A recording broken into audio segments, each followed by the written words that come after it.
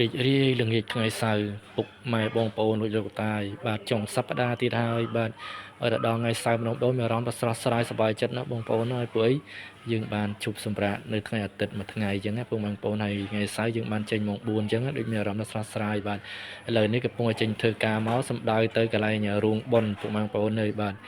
អ្នកធ្វើការជាមួយគ្នាបាទគាត់ហៅបុនគាត់បាទគេហៅបុនអឺបច្ច័យ4គេអញ្ចឹងហើយបងប្អូនហើយបាទនៅភូមិស្រែរាំងបាទហ្នឹងហើយនិយាយទៅនៅក្បែរ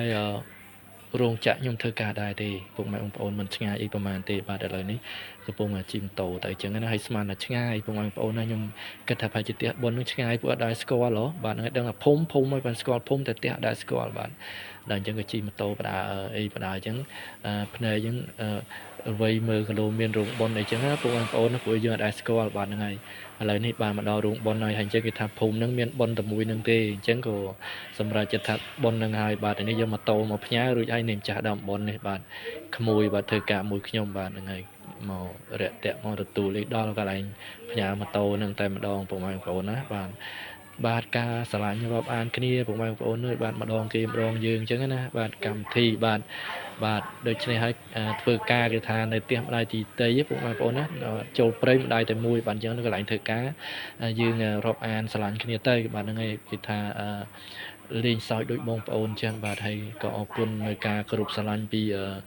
បងប្អូននៅកន្លែងធ្វើការទាំងអស់គ្នាដែររាល់ថ្ងៃនេះបាទជាពិសេសមេហ្នឹងក៏ចិត្តល្អដែរបងប្អូនណាបាទហើយនេះម្ចាស់ដើមទៀនប្រធានដើមបុណ្យអីចឹងគាត់ឃើញគាត់ចេញមករយៈមកទទួលឲ្យយើងអញ្ចឹងណាបងប្អូនបាទហើយឥឡូវនេះចូលបុណ្យចូលអីទៅបន្ទាប់ពីចូលបុណ្យរួចមកគាត់ក៏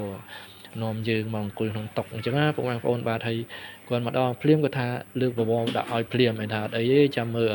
ជុំគ្នាសិនទៅព្រោះឲ្យទំបាន2 3នាក់ហ្នឹងគាត់ថាអីទេបវរបនច្រើនណាស់បាទហ្នឹងហើយ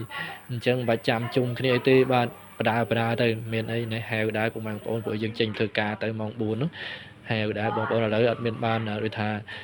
នៅគួសមរៀបរឹកអីទៀតទេបងប្អូនអើយឌូដាក់ឲ្យបាទបងប្អូនហៅបាទហើយបវរនេះក្តៅរៀបថាឆ្ងាញ់ដែរណាបងប្អូនមានណាអស់3ចានបងប្អូនហើយខ្ញុំបាទដល់ហៅពេកនិយាយមែនបាទ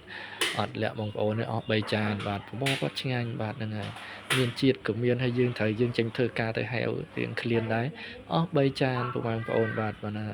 កម្មវិធីបុណ្យបាទហ្នឹងហើយបុណ្យក៏ធ្វើទានក៏ធ្វើអញ្ចឹងចែកមាក់ចែកផលទាំងអស់គ្នាបងប្អូនណាបាទជូនបុណ្យទាំងចាស់ដើមទានជូនបុណ្យទាំងបងប្អូនទាំងអស់បាទដែលស្គាល់រាប់អានខ្ញុំនឹងជូនបុណ្យបងប្អូនផងដែរបាទ